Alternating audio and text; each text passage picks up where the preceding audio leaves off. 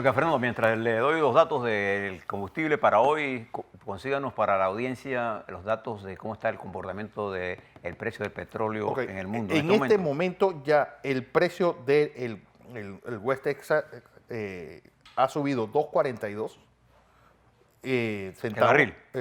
Ha subido 2.42, es decir, un 3.96%, ya casi 4%, y el barril se está negociando a 63.60.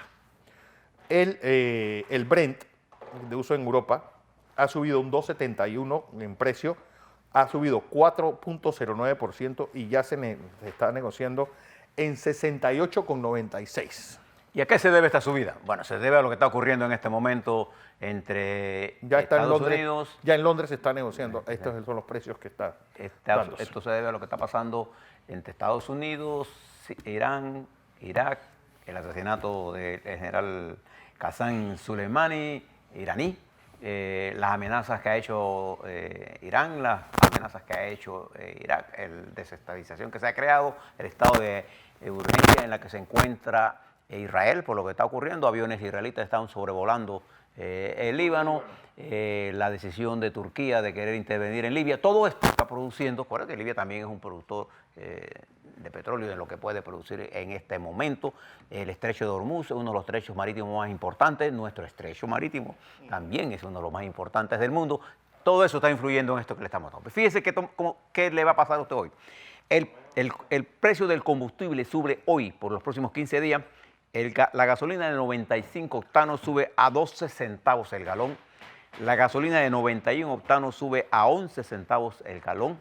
Y y el diésel sube a 9 centavos el galón. Se lo doy así porque es más fácil para usted entender lo que le digo en litro. Además, la gente para no usa todavía el litro. Usted dice, dame 10 galones.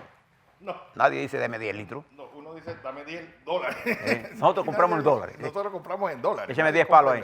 Ponle 10 palos, ponle 5 palos. Bien, estos precios al alza, preste la atención a lo que está desarrollando en el Mediano Oriente, sus consecuencias, ojalá no vaya más de aquí. Pero pensar bien es bueno, pero no resuelve. Ya los factores permanentes de la guerra están en desarrollo. Ahora, incluye a esta ecuación la situación de la guerra comercial, incluye a esta ecuación lo que está pasando con Corea del Norte y su peso que tiene en la amenaza sobre Japón y sobre Corea del Sur.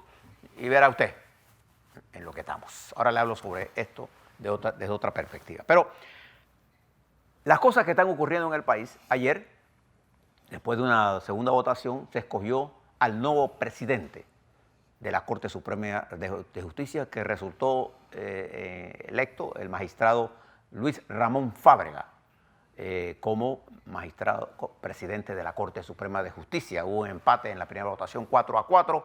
El magistrado de León, que había votado en blanco, tuvo que decidir y se dio electo Fábrega. Bien, inmediatamente los que estaban en contra, porque aquí todo el mundo toma partido a nombre de la independencia. Sí. Pero la independencia llega hasta cuando lleguen los intereses. Exactamente. Creo que el magistrado Fábrega tiene las capacidades técnicas profesionales para ser presidente. Así que él es el nuevo presidente de la Corte Suprema. Están divididos. La vicepresidenta es la señora Ángela Russo. Russo, y el segundo vicepresidente, no recuerdo quién es. Bien. Es Ángela Russo, y María Eugenia López quedó como segunda vicepresidenta. Bien. Y presidenta de la Sala Penal. Bien. Esto reparte. Más importante de quién es el presidente de la Corte Suprema de Justicia es que la Corte Suprema de Justicia actúe en el marco de la ley. También ayer, como les decía, tomaron posiciones todos los nuevos cargos que tienen que ver con la Contraloría General de la Nación, con la Procuradora General de la Nación. Desde ayer está en función un nuevo Contralor y un equipo. Estaremos dándole seguimiento a qué va a pasar allí en la Contraloría. Acuérdense que ellos tienen que primero ahora mirar y hacer un balance, y esperamos que ambos funcionarios le rindan un informe al país. No, usted no puede comenzar una gestión si usted no nos informa a todos, no a nosotros, al país, de dónde parte y qué piensa hacer. No eleve mucho las expectativas. Lo que la gente piensa y quiere es que ustedes actúen en el marco de la ley. También ayer la Policía Nacional, a través de su junta disciplinaria, destituyó a Jacinto Gómez. ¿Te recuerdas de él? uno de los oficiales que más estuvo involucrado directamente en acciones ilegales, porque no tiene más ningún nombre, la policía no está aquí para estar presionando a nadie para que declare nada, ni para estar involucrada en los casos de investigación que son de exclusiva responsabilidad del Ministerio Público. Bueno, ya y no va a ser el único, porque parece que el ex director de la policía en Chiriquí va por el mismo camino. Un tipo le encontraron de todo en su casa. Bien, el abogado Alfredo Vallarino presentó una denuncia contra el testigo protegido. ¿Se acuerda del caso de los pinchazos? Bueno, hay una denuncia y ahora van a llover la lluvia de denuncias sobre todos estos casos. Hoy debe darse la audiencia, la continuación de la audiencia de imputación de cargos en el caso de Pandeportes. A Baby Valderrama. Y a las 8:30 de la mañana, según lo estipulado, debería comparecer ante la jueza de este proceso para que se le imputen cargos o no se le imputen cargos a el ex diputado Baby Valderrama. Baby Valderrama. Ya hay imputaciones a varias personas por este caso. También usted tiene el fallo de la Corte Suprema de Justicia que habilita a Uber a cobrar en efectivo. Sí, ya lo leo. La Corte Suprema de Justicia ayer es que no solamente, José, y yo creo que lo más importante no es tanto el cobro en efectivo como lo es el hecho que Uber podrá usar, o sea, la plataforma, no solamente Uber, Cabify, InDrive, a nivel nacional, podrán usarse en cualquier lugar del país. O sea, yo puedo estar en Chitré y usar Uber. Bueno, ya Uber puede poner Uberes en Chitré. Por ejemplo, uno llegaba a David y para subir a Boquete no tenía Uber, porque no existía, no podían, ya se puede usar en todo el país. Voy a proceder a leerles el resumen del fallo de la Corte, que yo creo que hoy pues devalúa a la mayor parte de los cupos de taxi que se los repartían. Yo creo que después de este fallo, pues hoy los taxis pierden cierto valor con eso de los cupos. Un fallo tomado ayer por la Corte Suprema que se hizo público ya y que Uber lo da a conocer mediante un comunicado. La Asociación de Consumidores Libres, que fue la que presentó la demanda, celebra que la Corte Suprema de Justicia ha reconocido el derecho de los consumidores a recibir bienes y servicios de calidad y libertad de elección, declarando nula por ilegal la prohibición del pago en efectivo del servicio de transporte ofrecido a través de las tecnologías de la información y comunicación popularmente conocidas como servicio tipo Uber o Cabify. En su sentencia, la Corte Suprema de Justicia ha declarado también nula por ilegal la norma que prohíbe la prestación del servicio fuera de las provincias de Panamá, Panamá Oeste, Coclé y Colón.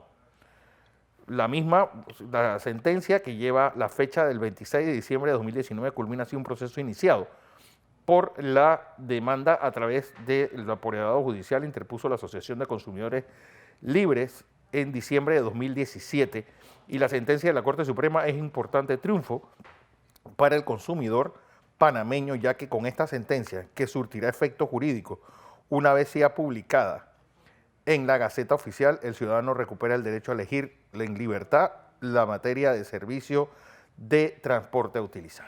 Ese fallo se lo vemos porque usted decide usar el Uber o usar el taxi. Y eso le pone presión a los taxistas, claro. Yo creo que en la competencia está claro el precio, que aquí se abusa mucho de los precios. Bien, se lo leemos porque esto de importancia, recuerde combustible, tenga presente lo que está ocurriendo en el Mediano Oriente para que usted sepa que debe utilizar su carro. Si usted quiere pagar más, pues úselo. Todo indica que vamos a tener una inestabilidad en los precios y eso no es bueno para la economía de nadie. Esto que está diciéndose en Europa, por ejemplo, un incremento del combustible en este momento que entra el invierno en su fuerza es duro, duro. Parece que en los países donde hay frío de verdad, sube el precio del sube el diésel. precio de todo, diésel, Sobre todo el combustible, diésel. gas, la calefacción, la factura que le llega a usted. Y el gas. Bien. Ahora quisiera si me lo permite, hacerle un balance de lo que pasó ayer en la Asamblea Nacional. Ayer hubo dos discursos.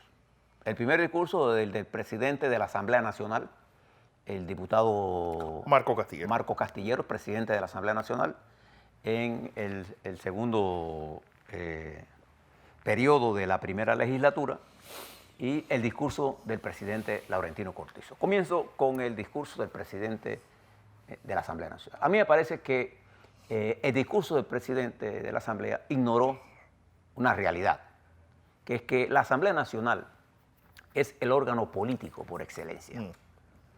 Entonces, hacer un recuento de las leyes y de qué se aprobó y qué no se aprobó, deja por fuera el problema político que tiene la Asamblea en este momento. El principal problema que tiene la Asamblea Nacional desde el punto de vista político, y es el órgano político de este país, que es el objeto de una matriz comunicacional que está dirigida a invalidarla.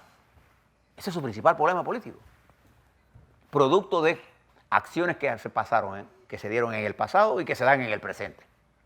Entonces, el no abordar ese tema desde el punto de vista político en un discurso es un grave error. Porque creo que ellos tienen suficientes argumentos para explicarlo. El discurso estaba lleno de leyes y cuando usted comienza a decir cosas de leyes, cuando va por la primera página ya nadie le está parando bola. Entonces creo que el presidente de la Asamblea desperdició un importante momento. Había una transmisión nacional. Observe que en los periódicos del día siguiente, en los comentarios, pocos. No sale ninguno. De nada.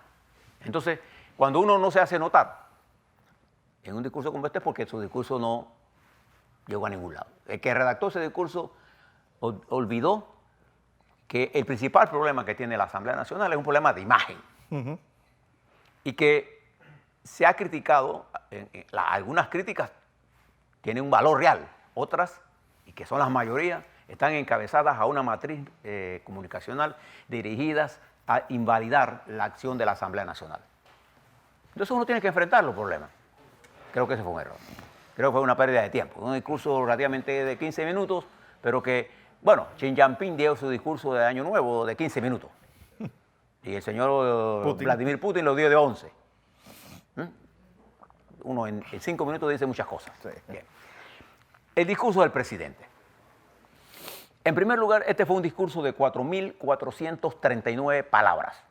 4.439 palabras, 37 cuartillas. ¿Y por qué le digo esto? Porque nosotros recibimos ese documento que nos mandó la Secretaría de Comunicaciones del Gobierno, y usted nada más que tiene que mirar y le apunta el número de palabras y le sale todo.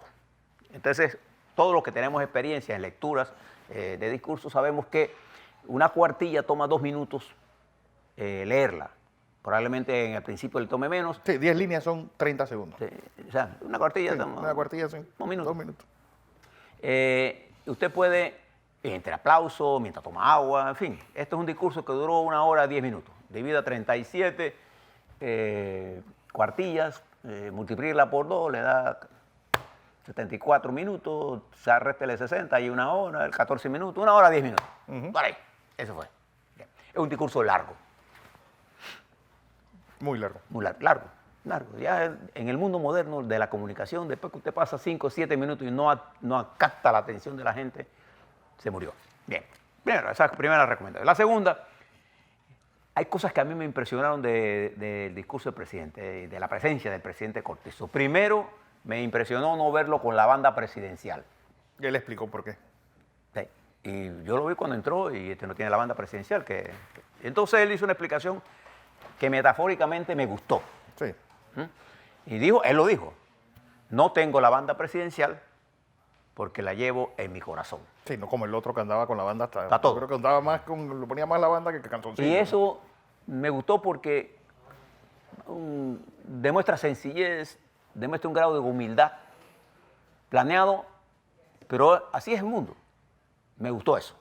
Me gustó que hablara y no lo vi con la banda presidencial. No quería diferenciarse de los demás. Y él sigue siendo el presidente. Bien, eso me gustó. Me gustó el cierre del discurso. También. Conceptualmente fue un esfuerzo final importante y me gustó el cierre porque dijo una cosa como la siguiente, y no tengo el discurso impreso en mis manos. sí lo leí, lo escuché y lo vi, lo leí. Al decir que independientemente de lo que sea, nosotros los panameños tenemos que enfrentar el problema de la pobreza y la desigualdad. Y terminó ahí. Me gusta. Me gustó la visión que presentó. Nadie no está de acuerdo con eso. El discurso constó de 3 partes. Más o menos lo que yo le había explicado el día anterior. En primero hizo un resumen de cómo recibió el gobierno. En una palabra. Y que lo decidió que era un desastre. Un desastre. Después habló de lo que había hecho él en el marco de la propuesta que hizo, de las 123 propuestas en 4 ejes y una estrella. E intentó con relativo éxito, hacer, ese fue, digamos, el cuerpo del discurso más importante, tratar de explicar lo que había hecho en 6 meses. No hay la menor duda de que le imprimió al discurso, intentó darle un sentido de optimismo, pero al señalar los errores que señaló del gobierno anterior, sentó las bases para matar el optimismo. Por eso es que cuando uno va a hacer crítica, claro que hubo errores en el gobierno de Varela, por montones. Me puedo pasar aquí 3 horas y media y no acabo de explicarle lo malo que hicieron. Pero en la perspectiva de nuestro país, es lo que quiero que ustedes tengan claro, y él lo intentó hacer después, nuestro país tiene, sin duda alguna, una gran oportunidad en el marco de la situación que hay en el mundo. Exacto. Nosotros tenemos una gran oportunidad. Nosotros los panameños hemos construido una nación que tiene un sitial geopolítico de importancia global. Hemos desarrollado nuestra infraestructura y nuestro servicio principal, el principal recurso geográfico que pasó a manos de nosotros 100%, el 31 de diciembre de 1999, lo hemos manejado con responsabilidad.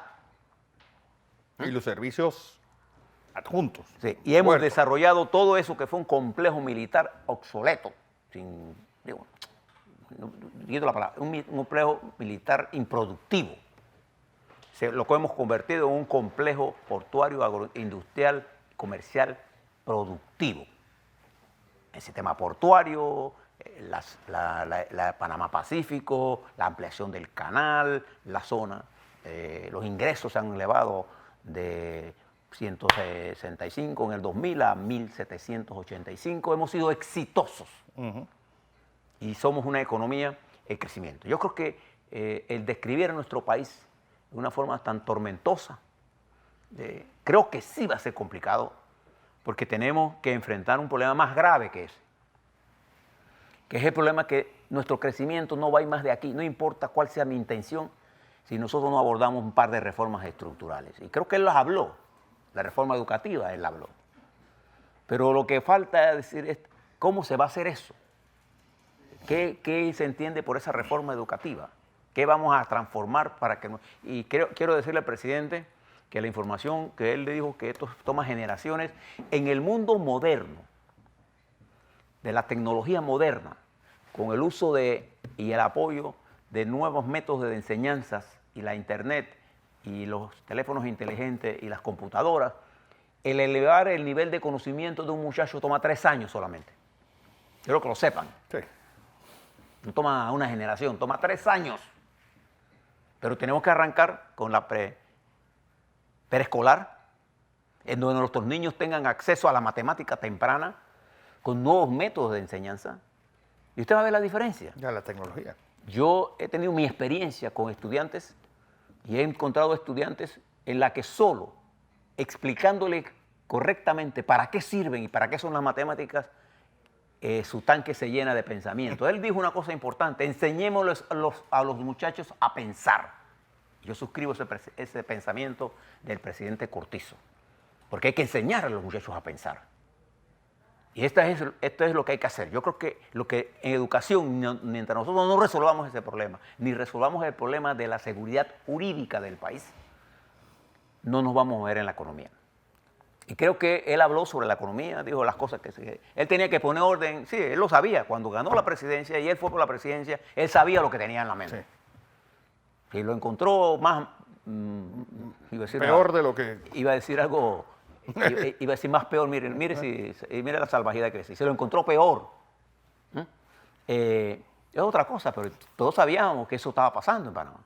No era una gran sorpresa, pero tampoco para mí eso es el problema fundamental. Eso hay que resolverlo y ya lo están resolviendo. Lo hemos dicho aquí. Pero es que ahí entra, José, ¿cómo es que los partidos políticos no tienen una especie de, es decir, un frente de economistas que estén manejando las cifras del Estado exactamente para cuando tú llegues al gobierno no te encuentres con sorpresas como esta?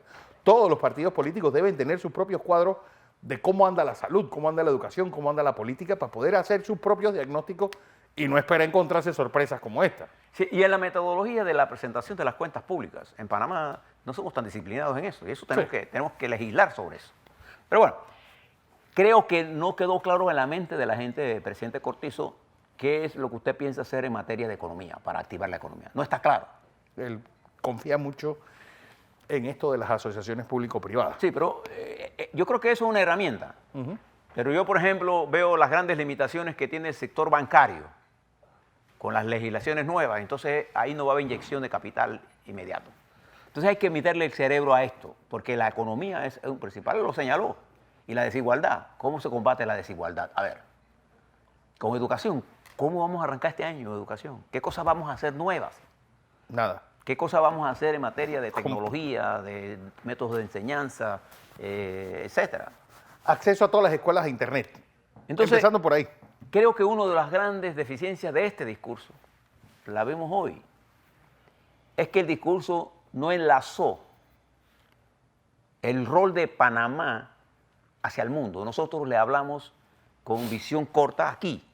El mundo, si yo fuera corresponsal extranjero en Panamá, y que tengo que transmitir a Londres, ¿yo qué diría de Panamá con respecto a la visión que tiene Panamá de su inserción en el mundo? No dijimos nada. No solamente eso, José. Si yo soy el agregado político de una embajada, ¿qué mensaje yo le mando a mi Cancillería?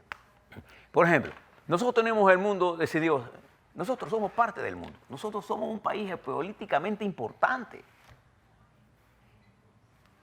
Nosotros le tenemos que dar un mensaje a los Estados Unidos como nuestro aliado estratégico. Eliminar cualquier duda que él tenga con respecto al futuro de nosotros, porque los Estados Unidos, en materia, digamos, del canal de Panamá, siempre nos ha brindado su respaldo en la transferencia. Creo que ustedes lo sepan. Dos, nosotros tenemos que mandarle un mensaje a Gran Bretaña. Aquí ustedes pueden venir. Nosotros tenemos que mandar un mensaje a Europa. Nosotros tenemos que mandarle un mensaje a China. Pero tenemos que mirarlo en el marco de esto, porque ¿cómo nosotros podemos crear riqueza en este país? Atrayendo inversión extranjera al país, de alto nivel, de alta tecnología, para que nuestros jóvenes tengan empleo. ¿Qué mensaje le mandamos al mundo con respecto a la preparación que tenemos? No vi ninguno. Vi más preocupación en muchas páginas gastadas en explicar lo que se ha hecho. Sí, cuando uno está de gobierno, lo que uno hace es el deber de uno. En realidad, cuando usted es político, y todos los políticos que se pasan en el pasado murieron. La política es hacia el futuro. Los primeros 6 meses del presidente Cortizo se avanzó en muchos temas, sí, se avanzó en muchos temas. En algunos no se avanzó. Entonces uno siempre debe señalarle al pueblo en cuál es el camino a recorrer.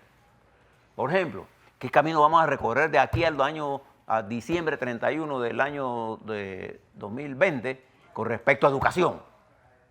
¿Qué vamos a hacer con respecto al agro panameño?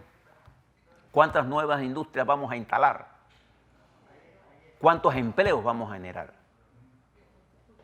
Eso es lo que la gente quiere saber. Entonces, me pareció que el discurso estaba lleno de optimismo del presidente. Pero cuando el primer segmento del discurso, al descatalogar que esto era un desastre, mató el optimismo. Sí. ¿Por qué? No es fácil recuperar, pero creo que en los primeros 6 meses el presidente recuperó gran parte de ese territorio. Bueno.